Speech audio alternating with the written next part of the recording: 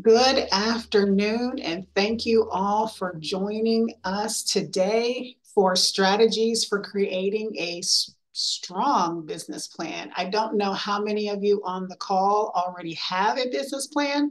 So some of this, if you already do, may seem redundant. Hopefully some of the information is new. And for those of you who don't already have one, I'm hoping to be able to give you an opportunity to start thinking about putting one together. And then even understanding the different parts and elements of your business plan.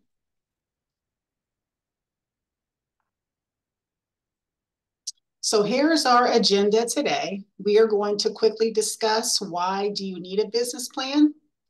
We'll go over business plans versus marketing plans, the business plan intro, how you can start with a one-page plan, 10 easy steps to build your plan. I'll go over some sample multi-page business plans, and then finally we will end it out with a summary. Before I get started, does anyone have any questions?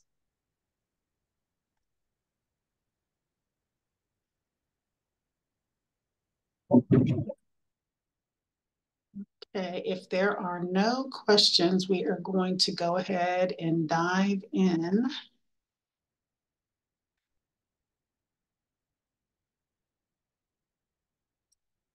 So a business plan is a strategic roadmap for any new or growing business or startup venture. So it captures the opportunity you see for your company, describes your product or service, your business model, the target market you're going to serve.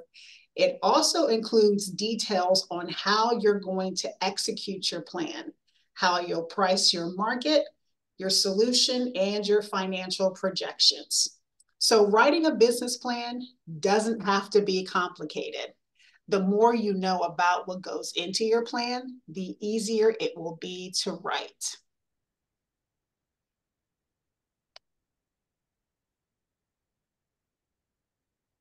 So why do you need a business plan? Why can't I just open a business and just start selling my product, or just start consulting, or just start training, or just start doing, XYZ, or whatever it is that I can do? Why do I need a plan? Well, simply when you're starting out, there's so much you don't know. There's so much you don't know about your customers, about your competition, and even about your own operations. So your business plan will help you define budgets and revenue goals. And if you're not meeting those goals, you can quickly adjust spending plans and create more realistic budgets to keep your business healthy. A business plan is very much like a roadmap for your business. It's going to help you set, track, and reach those business milestones. Your business plan will also help you figure out if your idea can even become a business. So to turn your idea into a reality, you really need to accurately assess the feasibility of your idea. You also want to verify, is there a market for what I want to do for my product or service? Who is my target audience? How much, will I gain over the current competition? So these are all reasons why you need a business plan. It really forces you to take a step back, look at your business goals objectively, which is really going to make it far easier to make those tough decisions down the road. And finally, it's going to help you identify risks and opportunities very early on in your business. It will provide you with the necessary time to come up with strategies that you're going to need to address those risks and opportunities.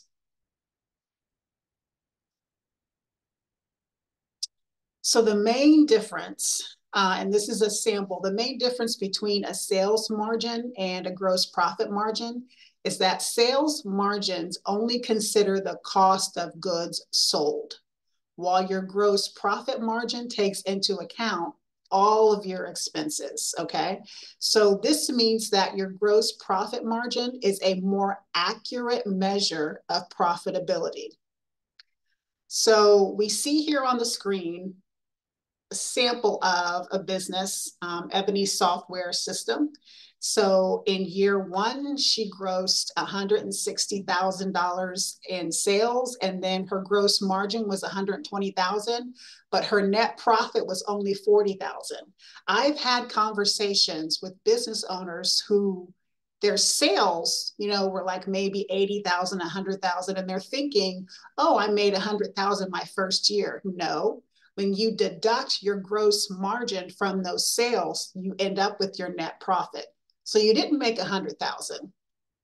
If your gross margin was 80, your net profit was only 20 out of that 100,000.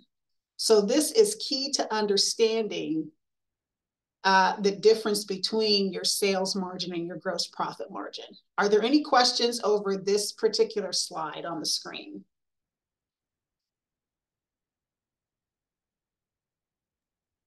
So I have questions. So the gross margin is like your expenses. Mm-hmm. Okay. Yes, absolutely. Why don't we just write expenses? Because this is really what bankers understand. And we want to teach you that. Now, Hasiba, as you're putting your own business plan together, you can absolutely use, whatever terminology is going to make sense, like in your Excel spreadsheet. But then when you're going to go before banks or anyone else is going to invest in your business, this is the language that they understand. Got it. Great question, though. Are there any other questions?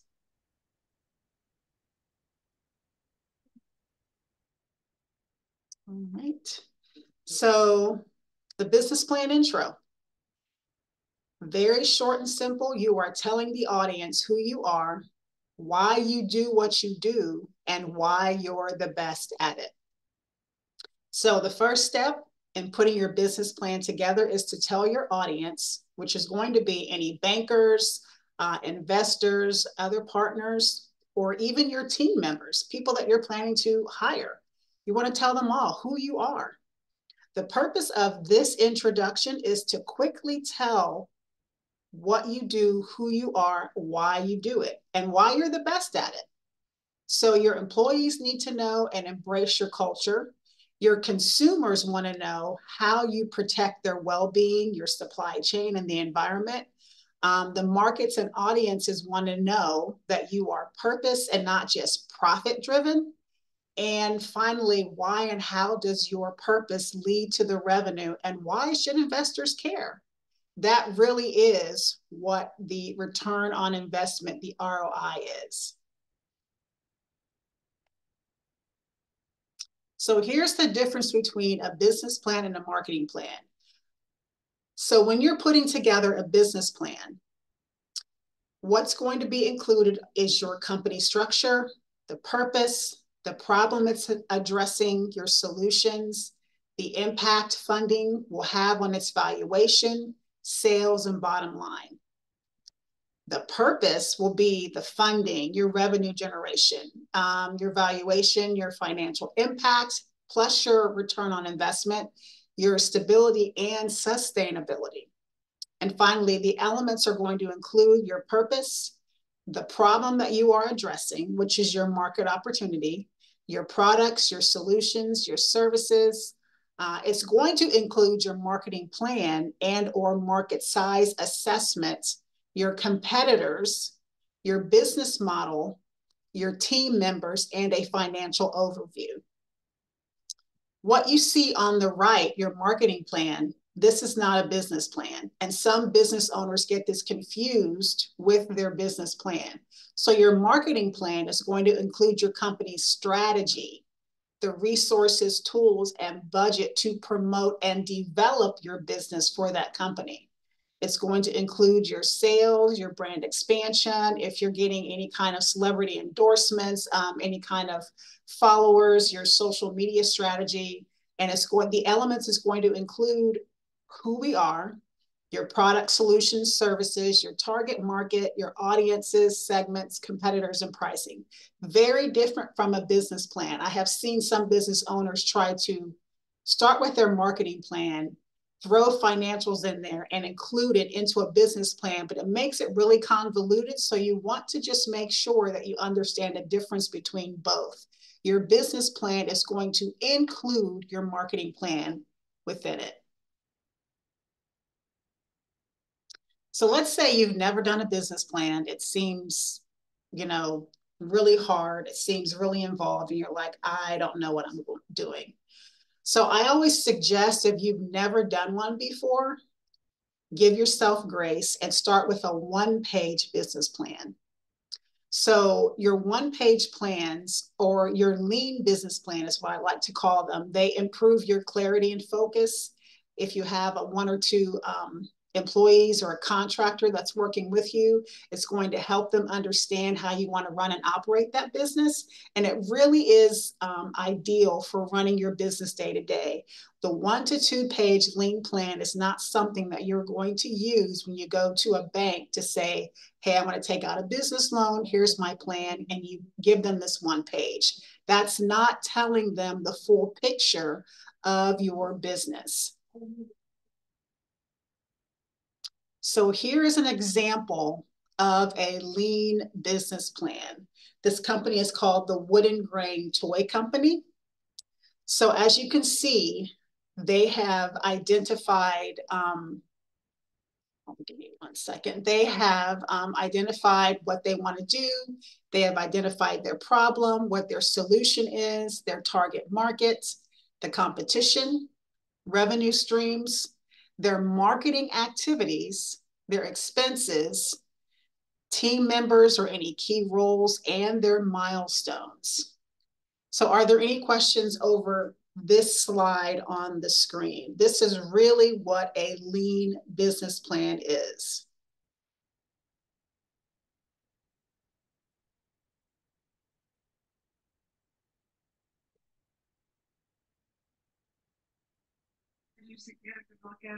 He was in the back.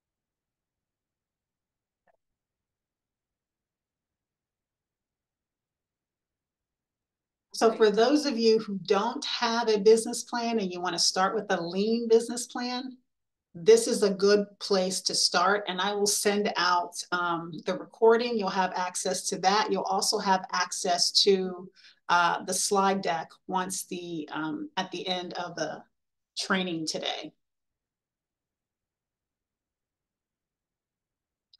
So let's say you want to start building your business plan.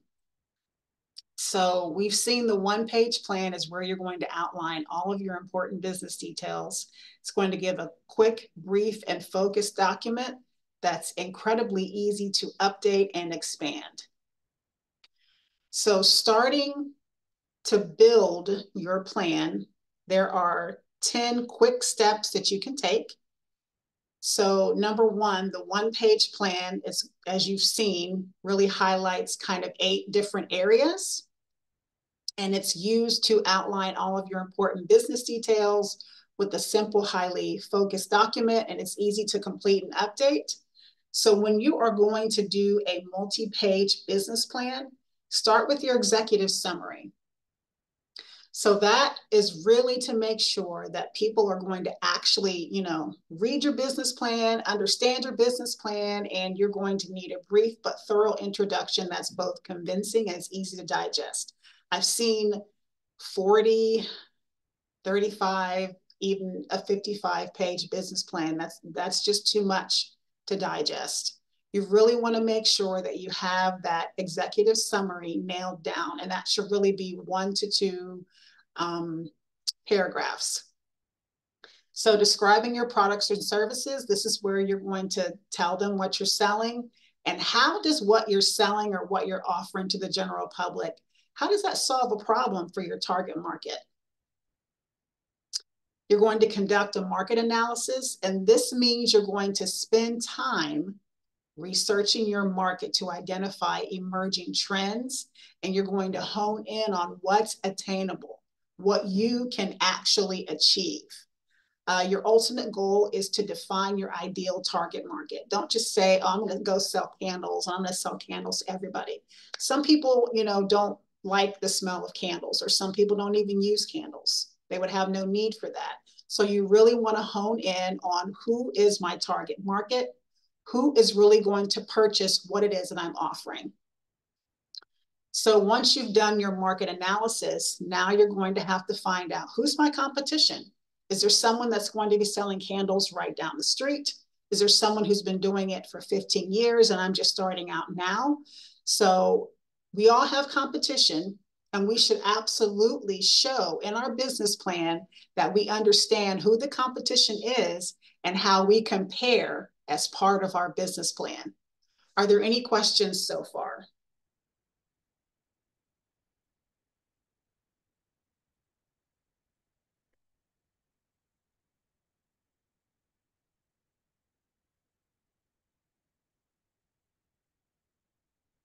All right, number 6. So now is your marketing and sales plan. So this is going to include how you're going to position your product or service in the market, the marketing channels and the messaging you plan to use, your sales tactics. And this section really should also give a clear picture of what your growth trajectory will look like. It will include the milestones you intend to achieve and how you plan to measure that success. So your marketing strategy should really also align with those strategic goals or any concrete marketing activities that you plan to engage your target market in. So for number 7, your business operations. So this section is going to describe whatever necessary requirements for your business, whatever you need to run it smoothly. Do you need a laptop? Do you need a printer? Do you need, Wi-Fi in that space? So you need all of those things to run your business. You're going to have to include that in your operations. It's going to include all of your inventory, any supply chains, any distribution, any manufacturing, all of that's going to be included in this section. And this also is where you're going to talk about how your business is going to work and what your day-to-day operations are going to look like. Now, your operations do not cover your business model and organizational structure. Your operations are tied strictly to execution and help further fill out how you're going to achieve your goals and objectives. For number 8, when you're tracking your milestones and metrics, so a really good milestone is going to lay out the parameters of your task and set your expectations for executing it. You don't just want to say, I'm going to make candles. I'm going to make 5 candles a day. I'm going to put those, in a window somewhere. I'm just going to hope to sell them. You really want to dig deep and find out how you're going to execute making those candles, meeting that market demand, and making sure that you have enough inventory that's going to last you for whatever your milestone is. So number 9, describing your organization and management structure. So this is a fairly short, but a really important section. If you are going to the bank and you are looking for some type of a business loan, or even if you are applying for a grant, this is your opportunity for you to showcase any team members, showcase any companies that you engage in that are going to help you execute your business. This is your opportunity to tell them, so I'm going to prove that I have a great team that's going to help me execute this, and you're going to include any kind of brief, bios are going to highlight any experiences of each key team member. I would even advise all of you, if you don't have any employees, to have at least 2 or 3 really good business advisors in your corner, people that advise you on how best to execute and run your business. If they are outside advisors to your business, or you have 1 or 2 mentors, you can even include those within that plan. It looks really good in that application when you are going for that funding to the grant funder or to the bank to say, hey, I have these people that I'm working with, which means that you're not just out there by yourself, flying by the seat of your pants and trying to figure all this out. You also want to make sure, if you are engaging business advisors, do they have the right industry experience and background, and have any of them had entrepreneurial success before? You really want to make sure that you are using people that have the skill set that are able to advise you on what you're doing, you know, right now. And then finally, number 10, creating a financial plan and budget prepares you with the necessary financial statements and forecasts to set goals and pursue your business loans or investment. Now, I'm going to stop here for a minute and say I have also worked with businesses that have applied for grants. The grant funders are pretty much looking for the same financial information that some of the banks are looking for. The grant funders want to know, how are you going to spend this money that I'm giving you? What impact are you going to make to the community if I fund your project, if I fund your business? And how can you prove that? And what are you, who are you working with to make sure that you meet that goal? So just make sure that you are including each and all of these elements and you're being really thoughtful about it.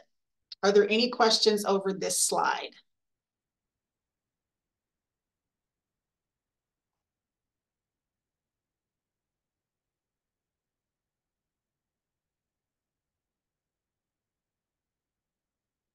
All right. How many of you on, let's see, in the room today, how many of you already have a business plan? I'll see a show of hands here if you want to raise your digital hand.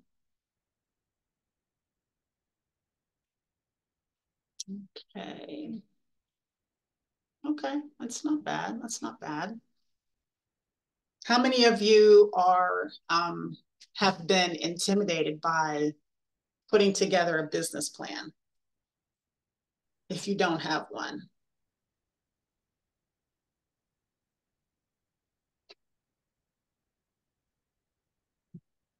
Okay. So for those of you,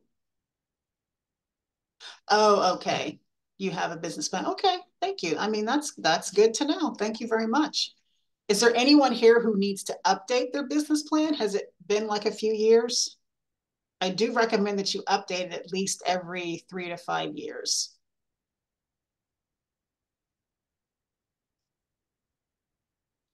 Okay, Linda. Okay. And we all know that if you started your business even before COVID and now it's 2024, you might need to take a look at your business plan because things have changed, right? I'm going to go over a few sample multi-page business plans here in a minute, but I wanted to make sure to take a pause and see, are there any questions right now? So Hasiba, you said you are stuck. You need help with the business plan? Yeah. Okay, absolutely. Anyone else?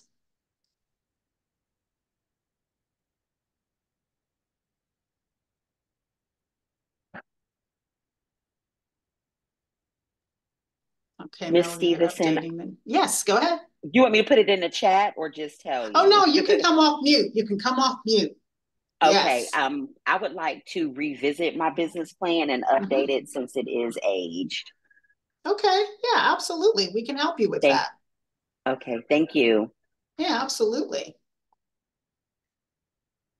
So for anyone that needs help with their business plan, please feel free to include that in the chat and we will make sure to connect with you all next week to get you scheduled. Okay, Jay, you need help. Okay.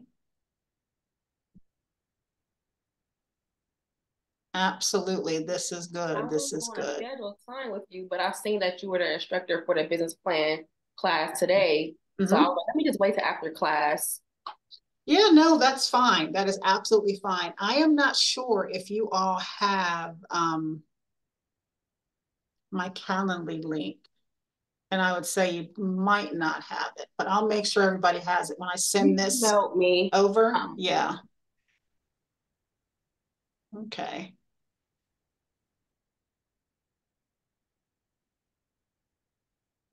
I recently sat in a grant webinar And I was shocked to find out that some of the grant funders, I know that for the majority of the grants that you are going to apply for, that you're going to go and fill out an application, you're going to write a really compelling story, you're going to send it off, and you're going to hope, wait, and pray.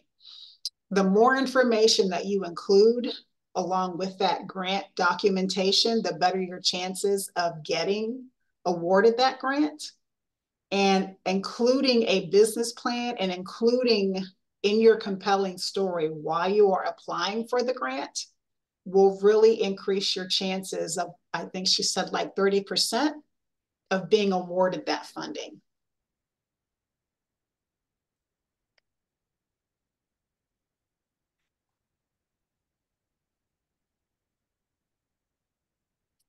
All right, so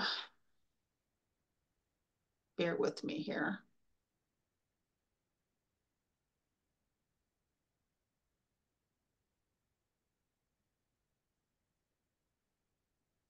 So we're just going to look at these beautifully crafted business plans here.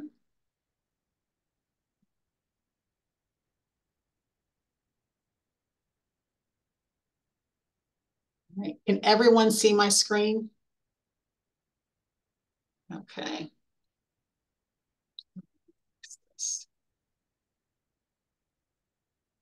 So again, your business plan does not have to be 18 pages. This one happens to be 18. Gives their executive summary, their company overview, industry overview, and their financials. I like this business plan because it talks about the fast facts. It doesn't, it's not like boring. It's always good to include team members, even if you don't have people that work for you, you can include business advisors or mentors.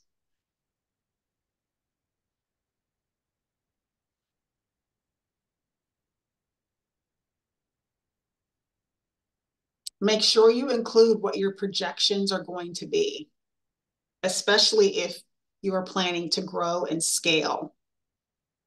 Include any company milestones. Include your industry analysis. The more information you can give an investor or a grant funder, the better off you'll be.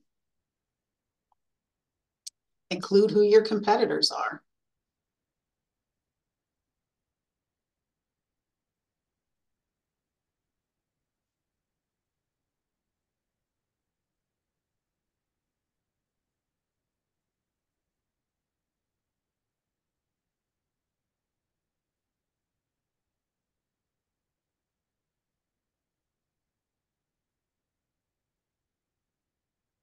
So my computer is being a little bit slow right now. Here we go.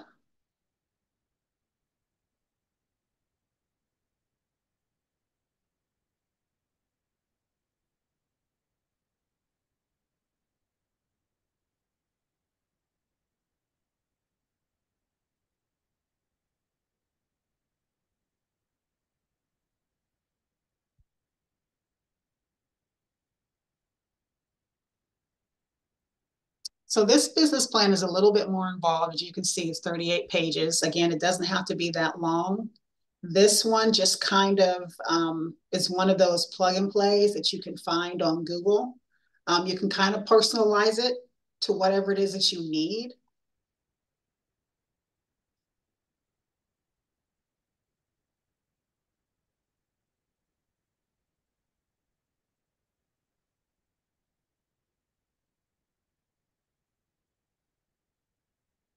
I like how it includes why shoppers will shop with them.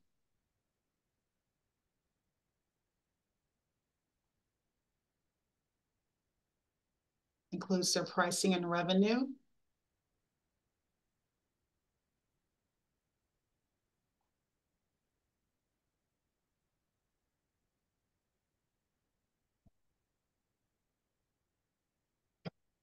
Again, it doesn't have to be this long. I feel like this is extremely involved. If you can cut this down to like almost 15 pages, I think that you are still doing an amazing job. Don't forget to include your target market and who you're marketing to and what your marketing plan is. Include who your competitor is and what sets you apart, what makes you different. Every entrepreneur on this call has something that sets them apart from their competition. Do not be afraid to use that and include that within your business plan.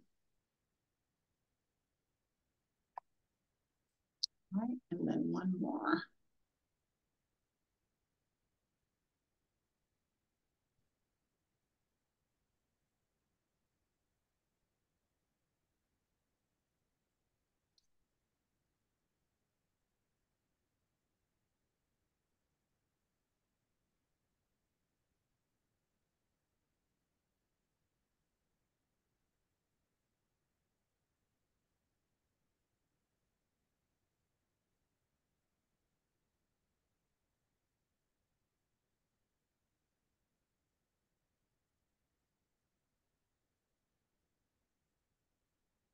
So this one's 19 pages. It's broken up into the sections: executive summary, company overview, industry analysis, and a financial overview.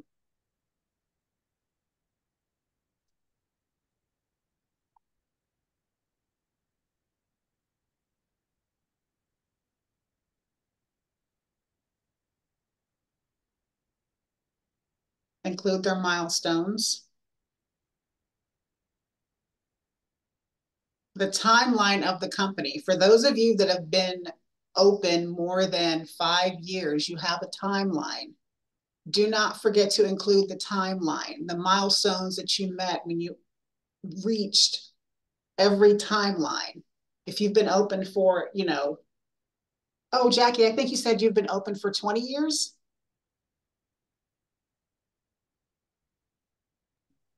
29 this year. 29, congratulations. Yes, so you would have Thank a you. company overview, a company timeline, absolutely.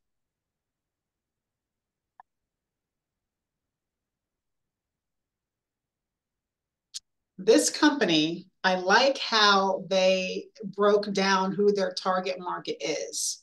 For those of you that have a smartphone, whether it's Apple or whether it's Samsung, they have really done their due diligence with digging into who their consumer is. They know that all of their consumers have an average salary of $70,000 a year. When I found that out, I was floored. I just thought to myself, how do you know what the average salary is and the age of the person that owns the technology that they have in their hand? How do you know that? So just to make sure that you are able to use your growth wheel tool, there is a tool within your growth wheel system that helps you dig into who your target market is and to find out these customer metrics. And you can sell to those people.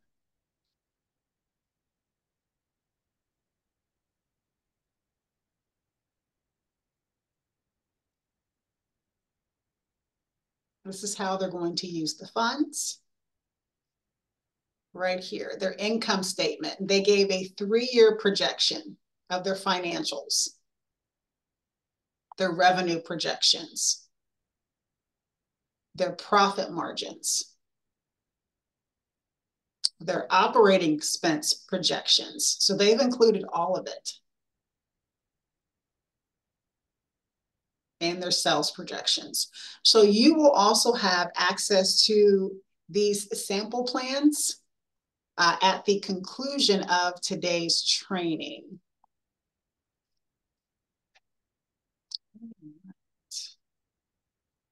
Are there any other questions over any of the content that was shared?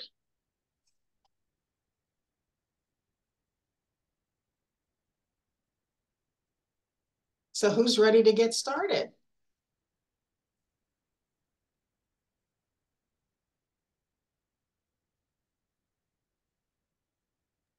I couldn't press that button fast enough. Me.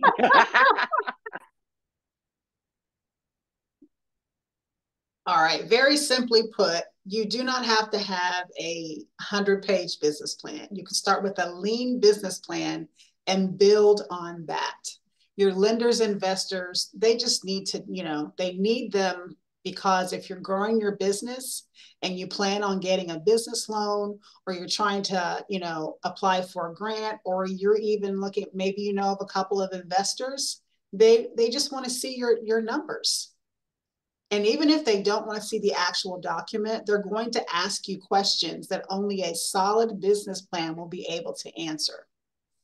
Business plans also reduce risk. Starting and running a business is always risky. So instead of flying by the seat of your pants, you can use that plan to forecast your potential cash flow issues and get in front of any roadblocks so you aren't caught off guard. And your business plan is going to help you make smart spending decisions. So before you make any big spending decision for your business, you're going to need to know the potential impacts on those finances. And with that business plan in place, you can easily explore different scenarios and see what impacts a new hire or an expansion to a second location, will have on your business. And then finally, businesses that plan grow 30% faster.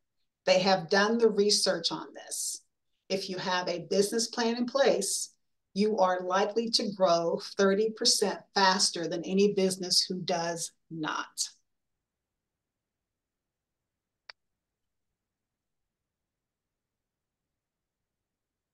All right, ladies. So this is really what I had to share today.